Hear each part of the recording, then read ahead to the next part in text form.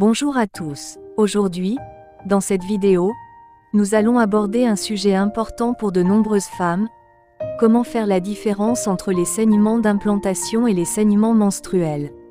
Comprendre ces nuances peut être important pour interpréter les signaux que notre corps nous envoie. Restez avec nous pour découvrir les caractéristiques distinctives de ces saignements, les symptômes associés, les autres types de saignements qui peuvent survenir, et des conseils pratiques pour vous aider à démêler le mystère entre ces deux types de saignements. Alors, allons-y.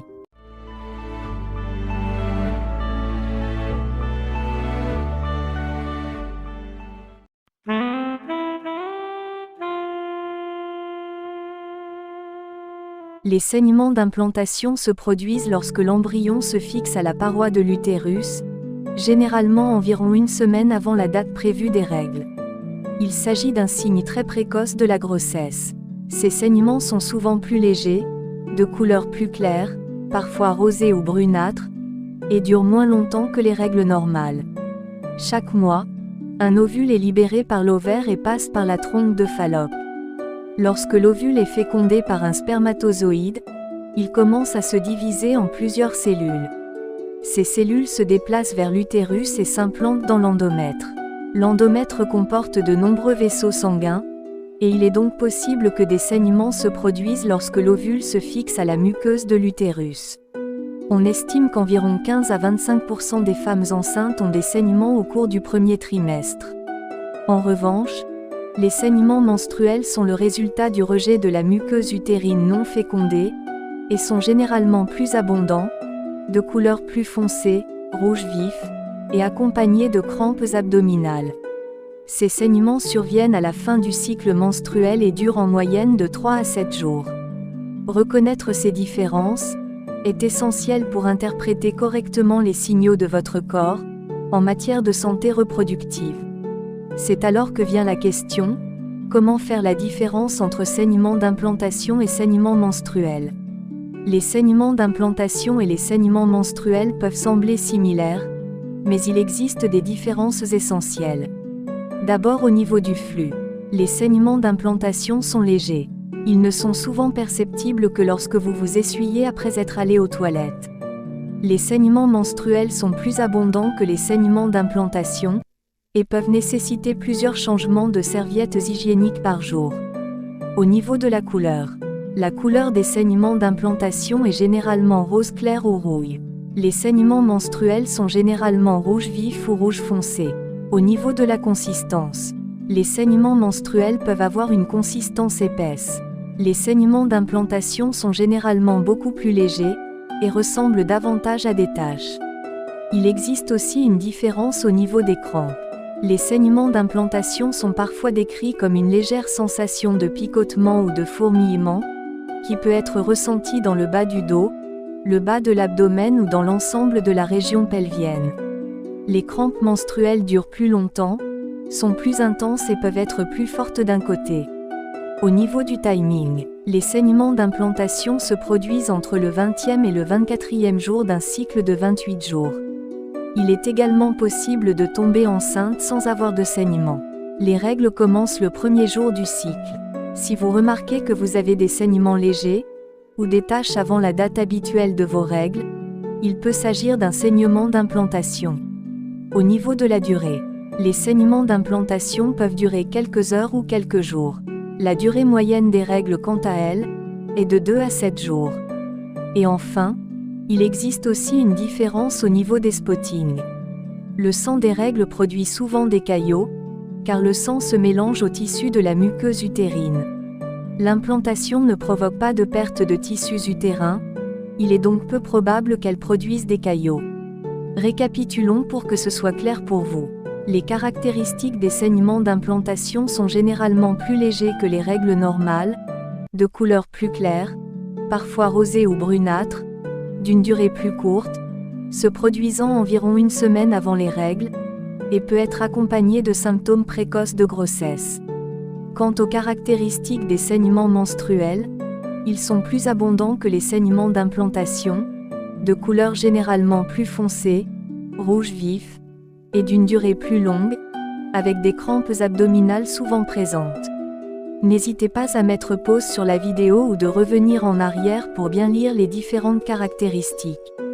Que ce soit les saignements d'implantation ou des saignements menstruels, vous pouvez observer des symptômes si vous êtes à l'écoute de votre corps. Les saignements d'implantation peuvent être accompagnés de symptômes de grossesse précoce, comme les nausées, la fatigue, la sensibilité des seins. Les saignements menstruels peuvent s'accompagner de crampes plus intenses, et d'autres symptômes prémenstruels tels que des ballonnements et l'irritabilité.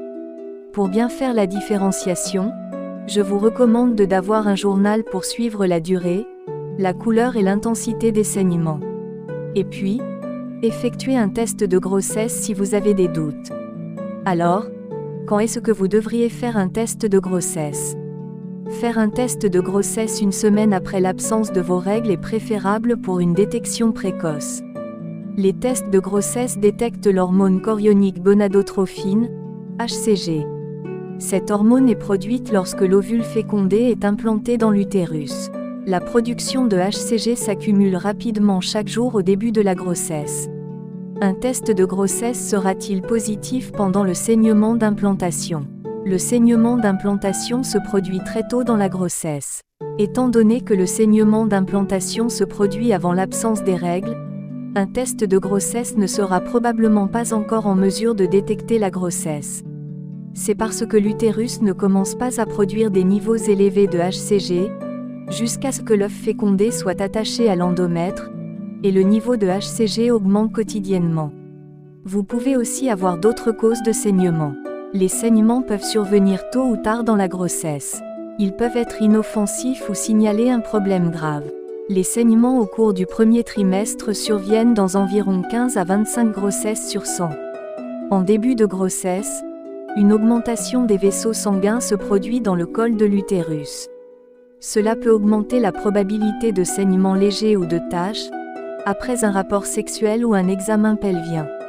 Les causes possibles des saignements vaginaux pendant la grossesse comprennent des infections, une perte de grossesse précoce, une grossesse extra-utérine, une inflammation du col de l'utérus, un problème avec le placenta, ou encore un travail prématuré. En dehors des causes liées à la grossesse, d'autres affections pouvant causer des saignements vaginaux sont un saignement de l'ovulation. Les taches pendant l'ovulation ne sont pas rares. On pense que cela est causé par des changements hormonaux et dure rarement plus d'1 à 2 jours. Le syndrome des ovaires polykystiques, SOPK. Cette affection, qui provoque des kystes dans les ovaires, peut interférer avec l'ovulation normale, et entraîne généralement des règles irrégulières et imprévisibles. Une cervicite. L'inflammation du col de l'utérus, connue sous le nom de cervicite, peut provoquer des saignements après les rapports sexuels ou des taches entre les règles. La cervicite est le plus souvent causée par une infection sexuellement transmissible, IST, comme le chlamydia ou la gonorrhée. Une maladie inflammatoire pelvienne, MIP.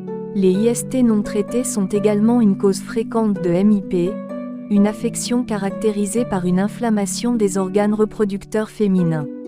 Les saignements entre les règles sont un symptôme de la MIP.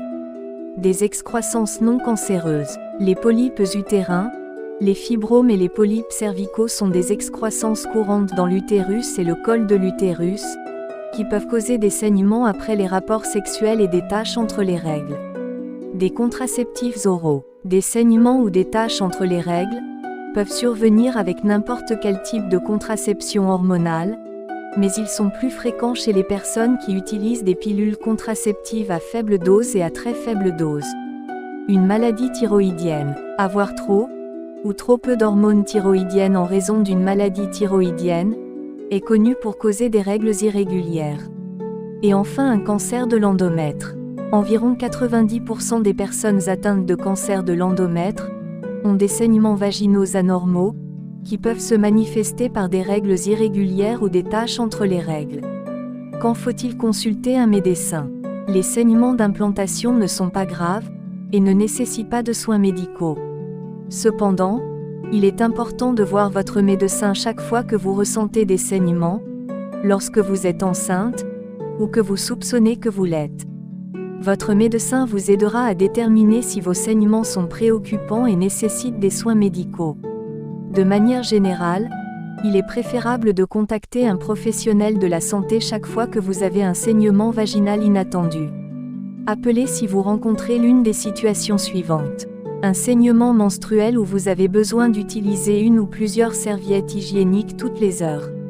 Un saignement menstruel qui dure plus de 7 jours.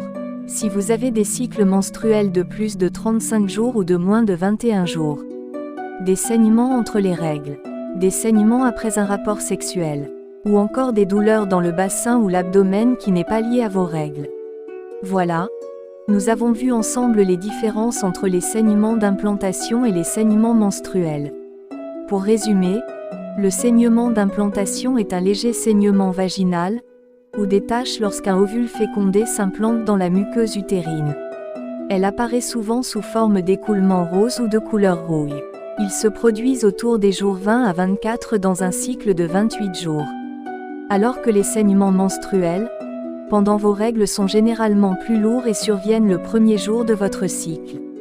Pour savoir si vous êtes enceinte, faites un test de grossesse environ une semaine après l'absence de vos règles.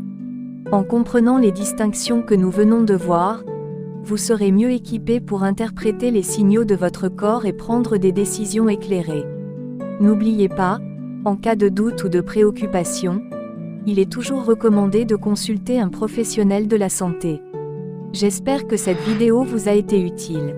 N'oubliez pas de vous abonner pour plus de contenu sur la santé et le bien-être des femmes. Merci de nous avoir suivis.